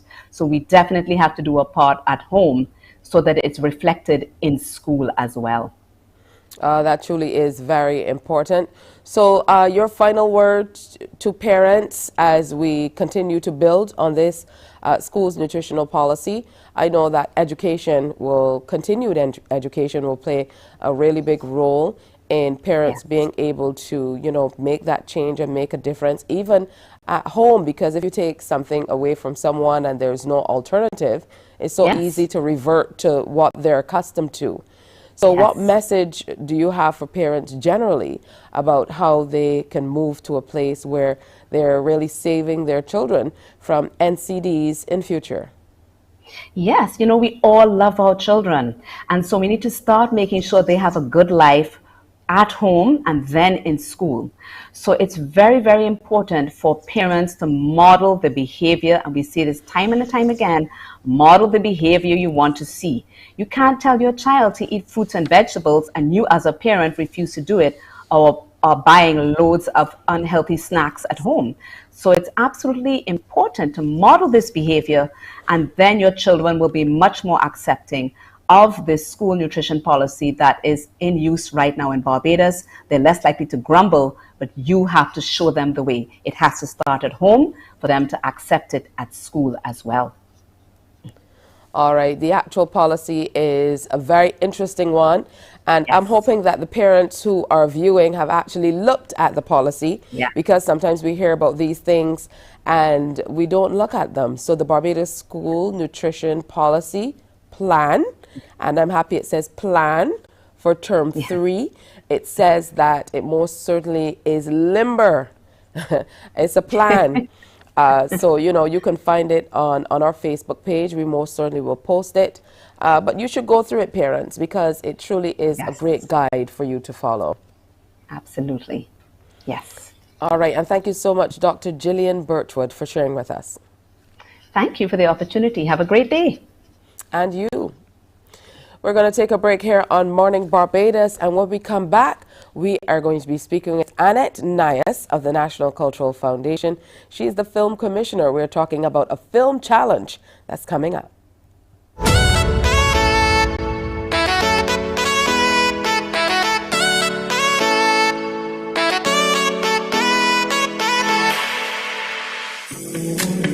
The facts say Morning Barbados reaches an audience of over 50,000 and Newsnight reaches over 56,000. It's simple. When you advertise, you're getting your message to over 50,000 of your potential customers. Make the call to CBC Sales Department today and watch your business grow. Contact us at 467-5559 or email marketing@cbc.bb. The Big Bajan Bake Off is back, and the top 5 have been selected. Tune in Fridays at 8:03 p.m. to find out who will be crowned the best Bajan baker. While you go about your business, we go about our business, and that is gathering the news. Stay up to date at CBC News Barbados on Facebook, Instagram, and Twitter. Get news update on radio throughout the day. And join us for the CBC News Night at 7 every night. CBC News team is on the job. And Morning, morning. Good morning. Good morning to you. And once again, as we look toward the observance of World Hypertension Day, we want to make a few suggestions for you. So there is this Youth Gym. Interesting name, but Saturday sessions from 8 a.m. to 12 noon at the Heart and Stroke Foundation are championed by them, and there are only a few spaces left, so you can give them a call and get the little ones out there. We definitely need to get them active, especially coming out of all that's been happening with COVID and a lot of young people being more engaged online than heading out and getting their exercise the way that some of us did when we were younger. So definitely follow through, and initiatives like this one can definitely help our little ones. So you can look into it. Again, we will post this on our Facebook page so that you will have all the information. It's time for us to invite Annette Nias of the National Cultural Foundation to come on in and share with us about a big initiative coming up. Good morning to you, Annette. Good morning. Good morning, Barbados. Good morning, Tisha. All right, good to have you with us. Now you're here to tell us all about film and what's the latest? We're having two important training sessions. I'd refer to them as training sessions. The first one is an acting for screen masterclass. This is mainly targeted for people who want to, take part in any of the film initiatives coming up, any full-length features. Their friends ask them to take part. A lot of people are making films now, so this is targeted for people who want to perform. Acting for screen is slightly different to acting for stage. Acting for Screen Masterclass. Tell me a bit about who will be involved in the sharing of the information on this, and who can get involved and how. Right, so anyone who's interested in acting for screen is quite open to anyone who's interested. The sessions will take place next week, Tuesday, 23rd March, and Tuesday, 23rd May, and Wednesday, 23rd May, at the Daphne Joseph Hackett Theatre from 6 to 8 p.m., as well as an all-day session at the Dance Studio at NCF West Terrace headquarters on Sunday, the 28th of May. So it's a 3-module workshop. All right, so you said anyone, but I still want to double back because I know usually when you say a master class, there's some entry requirement, there's some type of age limit. So you're saying none of that. Anyone at all can register. Age limit because a film will require persons of any age. So obviously we wouldn't really be able to put an age limit. Anyone who wants to act in film and who's serious about it, I would say that's the important thing. How do we register? Okay, how do we register? Okay, so you contact me at annette-nias@ncf.bb. That's the email address, or 243-5294, and I'll send you the necessary information. All right, so we have the information on screen as you speak about. So there are 2 master classes. You said there are going to be 3 sessions. Is it 3 sessions apiece, or are you going from one class to the other? It's 1 master class, 3 sessions. All right, one class, and you attend all 3 sessions. That's all in one day? Tuesday, 23rd May, 6 to 8 p.m. Wednesday, 24th May, 6 to 8 p.m. at the Daphne Joseph Hackett Theatre. And then you return on Sunday, 28th May, all day, 9 a.m. to 3 p.m. at the NCF headquarters. All right, I just wanted to make sure that there weren't 3 different sessions and you can't jump in for one or the other. You have to follow through on all 3. It's 1 class, 3 sessions. All right, is there any certification you receive at the end so you can show that you were part of this master class? I guess we'll have participants, a certificate saying that you participated. All right. Always very interesting. Like you mentioned, there is certainly, based on what I've seen, a renewed interest in film in Barbados. We've seen a whole lot more films and TV series and so on being filmed around the island as well. There's also a film challenge lab. Tell us more. Right. Just want to mention, more importantly, is that a lot of people started on stage. And stage acting is different to screen acting. So in this class, you get a kind of a, rounded idea of how to approach screen acting. All right, let's jump into this film challenge lab. Is this an initiative that's coming up soon as well? Yes, it is. We've had 2 major film challenges, one in 2020 and the other one last year, 2022, that attracted a lot of, especially young people. And this lab, in which all the participants and anyone who's also interested can come to the Daphne Joseph Hackett Theatre on Sunday, 4th June, again 9 a.m. to 3 p.m. And we'll analyze the process that is the best, approach to ace this particular style of filmmaking, which is filmmaking under pressure and with a low budget. All right, it most certainly seems like something I need to do. Low budget is my middle name. Because in the challenges, the participants are given 7 days. to make more or less a 5-minute or 6-minute film. Oh, So that sounds. there's an art to that. That And we sounds like look my at it- life. Yeah. All Well, right. I So think it's, again, this is coming off at the beginning of June. Let's talk a little bit yes. about requirements of Sunday. registration and so on. So it's really targeted to all those people who enter the film challenges and anyone who has a desire to enter a film challenge in the future. All right. Thank you so much, Annette. Always wonderful to hear about what's happening at the NCF.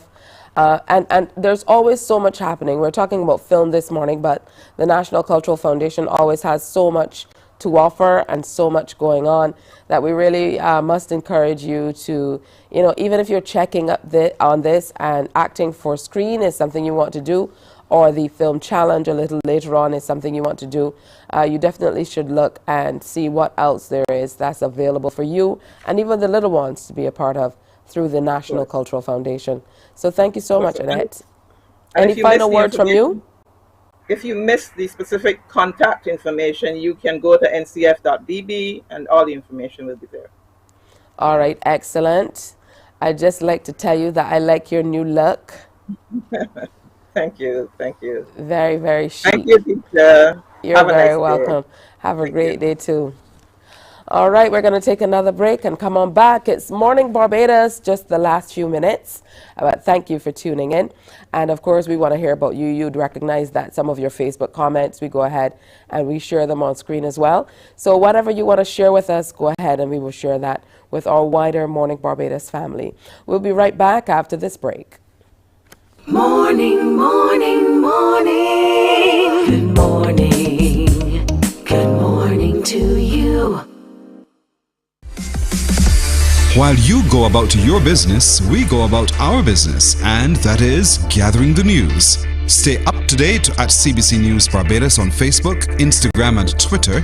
Get news update on radio throughout the day. And join us for the CBC News Night at 7 every night. CBC News team is on the job and bringing you the news. There is a saying, you can find a Bajan anywhere. Are you a Bajan living abroad? Or do you know of one who has migrated to another country? Well, we at Mornin Barbados would love to have you or them on our Bajan Afar segment. Share your amazing stories, experiences, and how you have adapted to a new culture. Send us an email to morninbarbados@cbc.bb. And together we will travel the world. Morning, morning, morning. Good morning. Good morning to you. Good morning indeed. I know hearing that sound takes you back sometimes to really just having to get out of bed. So that's a good thing. Good morning, Barbados. Great way to face the world every single day with positivity and, of course, with a smile, as I always say. Now, our ambassador, David Comishong, is attending the meeting of the CARICOM Council of Foreign and Community Relations, a meeting of our foreign ministers and the UK or CARICOM Forum that's happening in Jamaica. And he joins us now live from there to tell us more about what the general feeling is there and what they're hoping to accomplish this time around. Good morning to you, Ambassador. Good morning, Tisha. Low budget. Low budget is the name of the game. It's a pleasure to be talking to you from the Pegasus Hotel here in Jamaica. I arrived last night. Yesterday. All last week I was in Guatemala. Many Barbadians may not be aware, but in addition to being ambassador to CARICOM, I'm also Barbados' ambassador to the Association of Caribbean States. So I spent the last week in Guatemala at a series of meetings that the Association of Caribbean States held.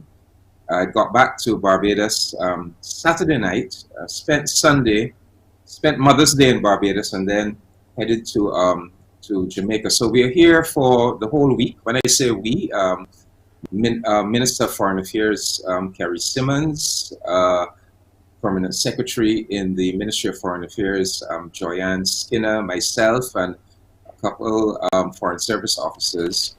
We are here for the whole week to attend the COFCOR, the Council for Foreign and Community Relations. That's basically the foreign ministers of CARICOM. That's a 2-day meeting. And then on Thursday,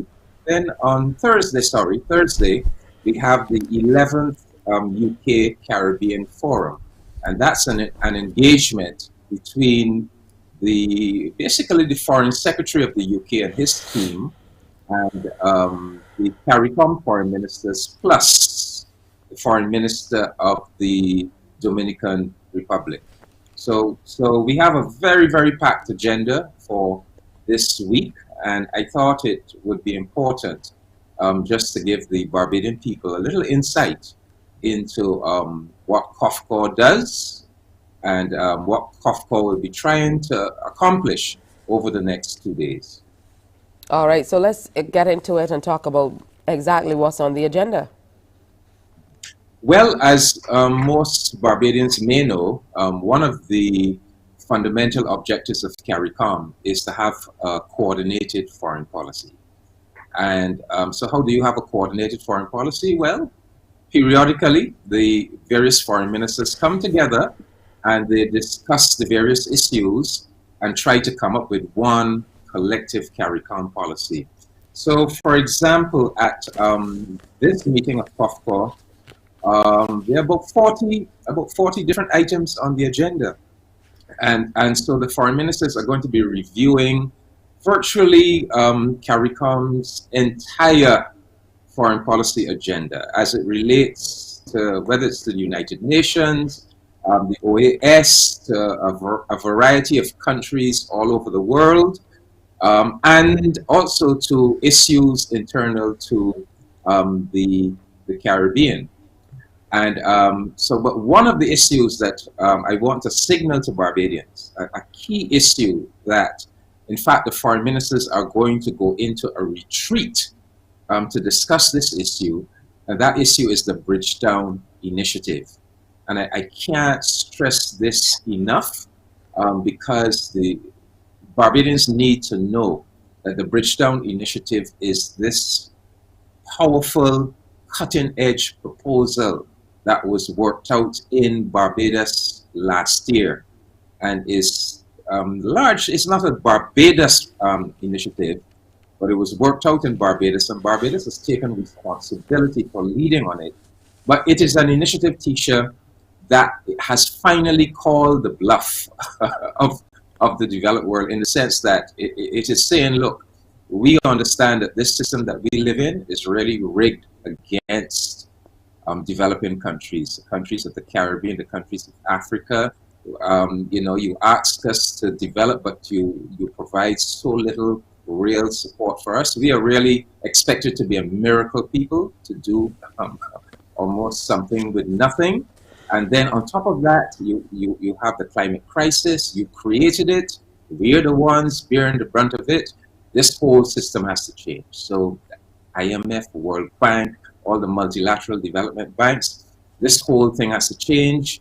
It has to be much more supportive of our countries, much more finance for development, lower interest rates, much longer repayment cycles, reconstruction grants when hurricanes hit us and devastate us. We shouldn't have to borrow money to repay. So Barbados is forging ahead with the Bridgetown Initiative. CARICOM is forging ahead, and this year is going to be critical that we push it and we actually get it implemented in a concrete way. So that's going to be the feature of actually a retreat. Of course, Haiti is going to be on the agenda.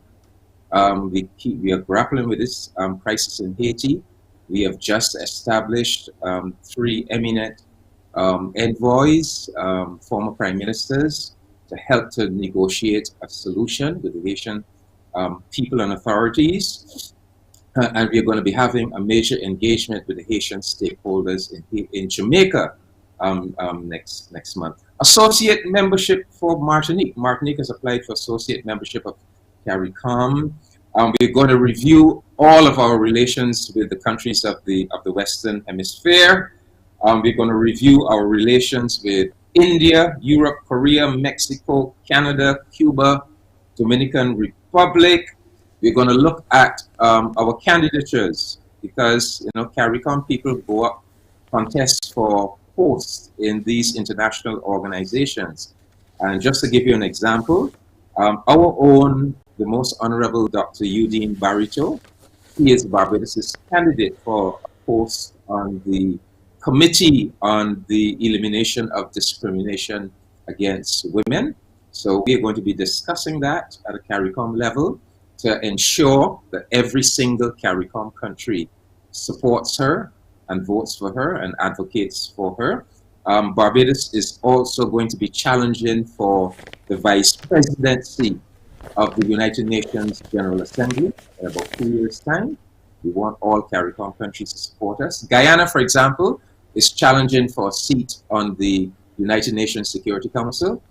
So that gives you an idea, Tisha. That is just one small portion of the agenda. That's just the portion dealing with our Bridgetown Initiative and our own CARICOM affairs. But we are looking at Africa. We are looking at our relations with the UN, the OAS, the United States, and I can go on and on. But I'll pause here and let you come back here. Yeah, there certainly is a lot for us to look at. You know, you listed a whole lot of things, but one of the main questions I have is about this Bridgetown initiative. So you gave us an overview of what it's about. It truly is all-encompassing, really, because it gets to the matter of things, which is funding, to be able to take care of what we need to take care of as small island developing states. My interest is in what the response has been like and how we will move forward with these discussions, so to speak, with the various international agencies and so on, to be able to move this agenda forward. Yeah.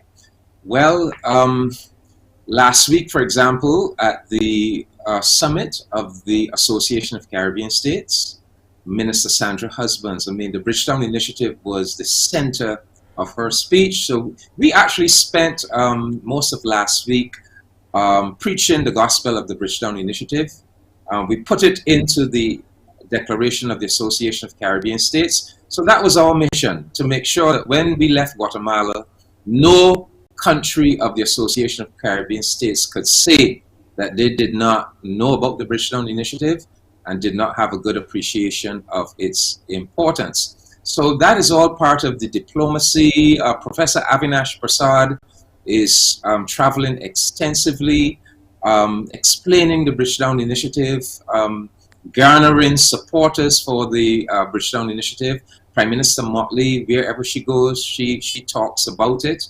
But there are a series of very important conferences this year that provide us with a wonderful window of opportunity, not only to advocate and educate about it, but actually to get it implemented. So the first big one is actually next month in Paris, France, where Prime Minister Motley and President Macron of France, they are co-hosting a summit, a global summit on a new global financial pact. And they're co-hosting it because President Macron has said that he is supporting important components of the Bridgetown Initiative. And this is extremely important because France is a leading country at the IMF. So that's next month, June, and then in September, all of our governments are going to be going to the UN General Assembly, and we expect that at the UN General Assembly, when the prime ministers make their speeches, that in speech after speech after speech from Caribbean leaders, African leaders, etc., Latin American leaders, you're going to be hearing demands that the Bridgetown Initiative be implemented. During that month of UN General Assembly, there will also be the high-level political forum on sustainable development and the sustainable development goals. That is going to be another opportunity for us to really push the Bridgetown Initiative. And then in October, come the annual World Bank and IMF meetings in Morocco. And that will not only be an opportunity to push the Bridgetown Initiative, but to have decisions made about implementing it. And then we end the year with COP28, the global change big international conference, which will be held in the United Arab Emirates. And again, that will be an occasion not only for pushing it, but for actual decisions to be made. So it is gaining a lot of traction.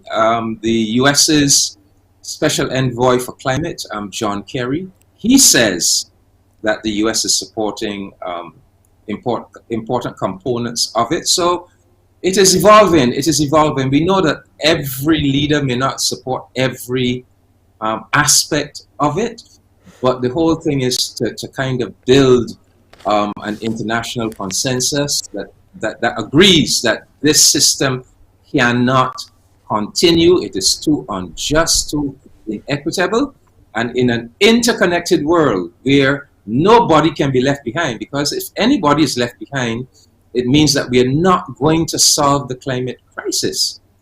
So a new thinking will take shape, that much more must be done for developing countries. And this is not about charity, this is just about fairness. Because, a developing country has to borrow money. A developing country that needs the development finance has to borrow money at much higher interest rates than a rich country that does not need the assistance as much and has to pay back in a much shorter time than is accorded a rich country that does not need the assistance as much as the poor country. So the system is really rigged, and it has been rigged for many decades now, and we are finally really calling it out in a very serious way and demanding that serious changes be made. Now, based on what you've presented, this is truly a David and Goliath type story. So what are some of the benchmarks that we are going to use to measure the success of these advances, or to even measure the advances that we are making in our strides towards accomplishing some of what we want to through the Bridgetown Initiative?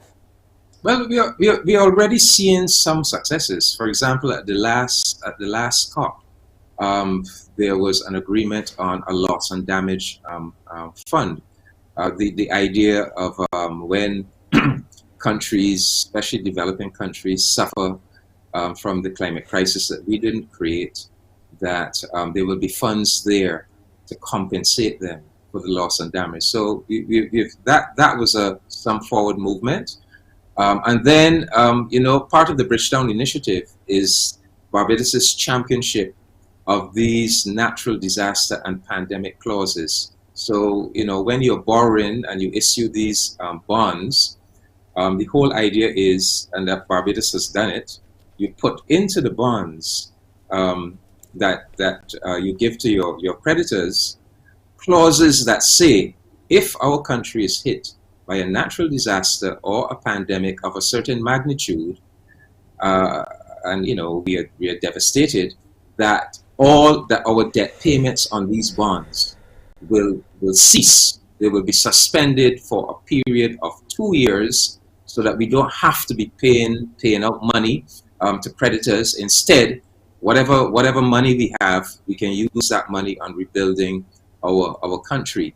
So Barbados has pioneered that. That's part of the Bridgetown Initiative, and the UK has accepted that, and they have started to implement the natural disaster and pandemic bonds. So these are signs of encouraging progress, but of course a lot more needs to be done, because the Bridgetown Initiative, one of the fundamental planks of the Bridgetown Initiative, which has to do not only with developing countries but with all countries, including the developed world, is that the Bridgetown Initiative says up to now nobody has really put on the international agenda any program that is capable of doing what is necessary to keep the increase in global temperature to less than 1.5% by the end of this century. And we, Bridgetown Initiative, we are actually offering the world a global plan that is at the scale that is going to be required if the world is going to stand a chance of keeping down the rise in global temperature. And so the Bridgetown Initiative thing for everybody, including the developed countries. So that aspect of what we call the Global Climate Mitigation Trust, this is a way of scaling up to a much higher scale the quantity of financial resources to go towards what they call climate mitigation. That is transitioning from industries that emit greenhouse gases to renewable energy and so forth. That's a very big part of the Bridgetown Initiative as well. So we have a lot of work to do to get it implemented. The pandemic and natural disaster bonds, that's a minor steps forward. But admittedly, Tisha, you're right. There's still a lot. There are big things still to be accomplished. There's still a lot of work to do. But we are hopeful that with the various important conferences that give us, a bite at the cherry going right through the year, that by the end of this year, by the time we come to COP28 in December, that we will have made very significant progress. But that's just one item on this agenda of the COFCOR. And so there are many, as I said, there are probably something like 40 separate issues that we're going to be dealing with. And then there's the UK. This is where CARICOM, we engage with the UK on a whole series of issues, including reparations. We're going to discuss reparations with the UK Minister of Foreign Affairs and his team. But we look at trade, we look at the Windrush issue, we look at cooperation on both sides, disaster, climate, the whole gamut of issues that pertain to the relationship between the Caribbean and the United Kingdom. So it'll be a very packed week, and hopefully next week I'll be in a position to maybe report on some of the achievements of this week and some of the achievements at the Association of Caribbean States in Guatemala last week. All right, a very busy last few weeks indeed. Thank you so much for making the time to share with us so that we're kept aware of exactly what's happening across CARICOM and in our best interest. Thank you so much, Ambassador. My pleasure, Tisha. Always nice to speak to you. Same here. We're going to take another break and come on back as we get ready to wrap up today's presentation of Morning Barbados. Morning, morning, morning. Good morning. Good morning to you.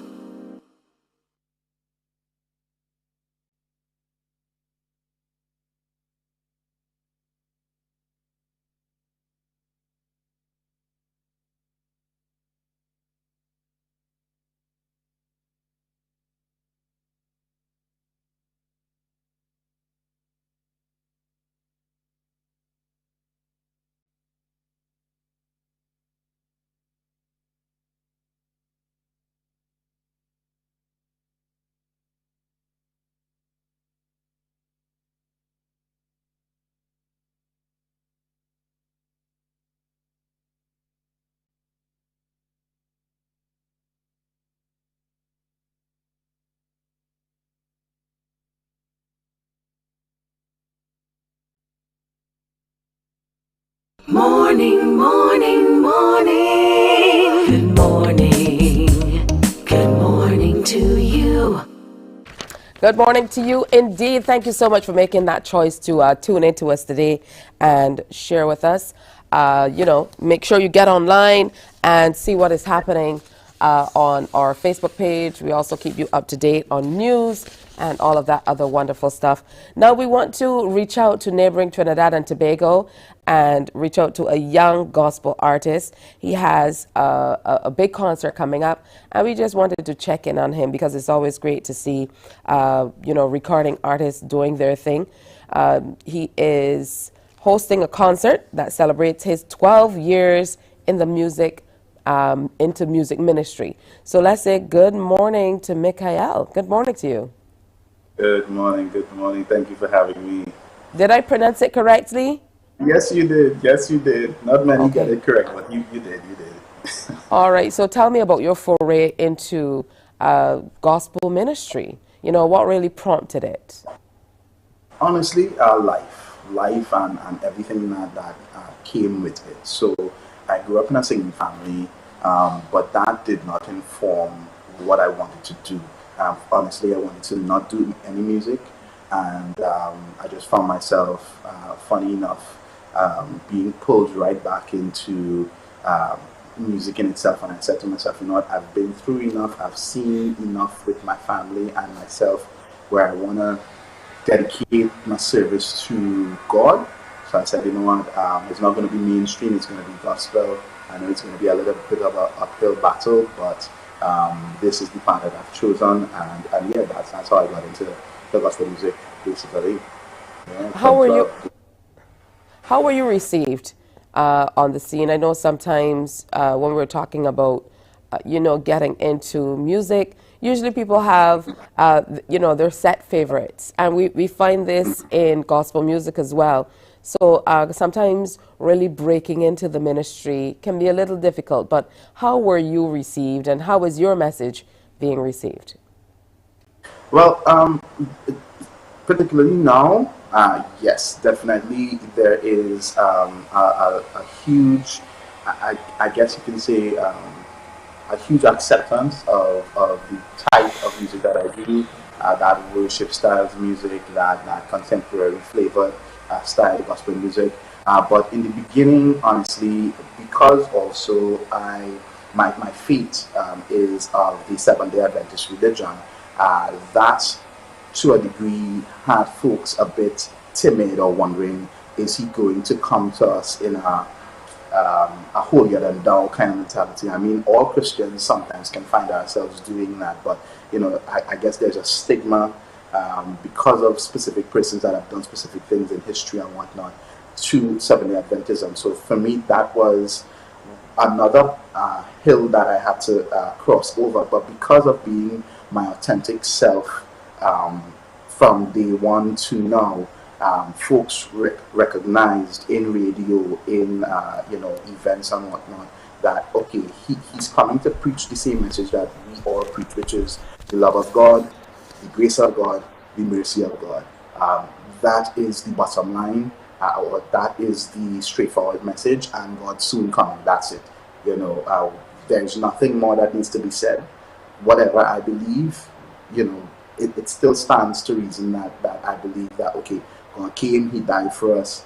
He wants all of His children to follow Him, to serve Him, to be with Him. So that has helped, in terms of being my authentic self from the beginning to now. It helps in a major way, So I've seen where folks really they adapt or they love. They no longer look at the in your face vision. They're not reading the book by the cover necessarily. They're hearing the message and they're like, oh, okay, all right, yeah. So that's the best way I could answer that. All right. You answered it well. I want to wish you all the best on your concert that's coming up on June 18th under the title With One Voice. And I most certainly hope it will be available online so that we can tune in from here in Barbados.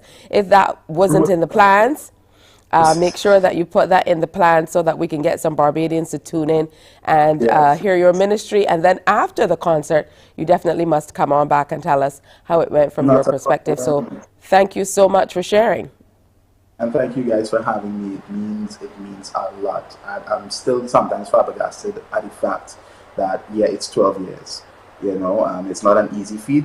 It's 12 years, but I'm grateful, I'm thankful, and trust me, as you rightfully said, we're going to make sure that you guys are able to view it and enjoy it and be blessed by it. Some way or the other, we're going to make sure that happens. Thank you so much, Michael, Trinidad and Tobago gospel recording artist, telling us all about his ministry. Well, that brings an end to today's presentation of Morning Barbados on this World Agri-tourism Day.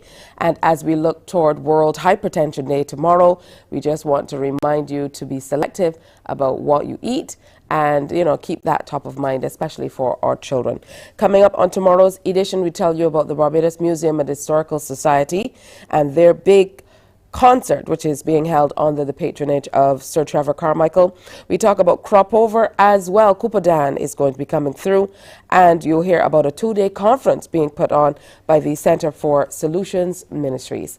That's today's presentation.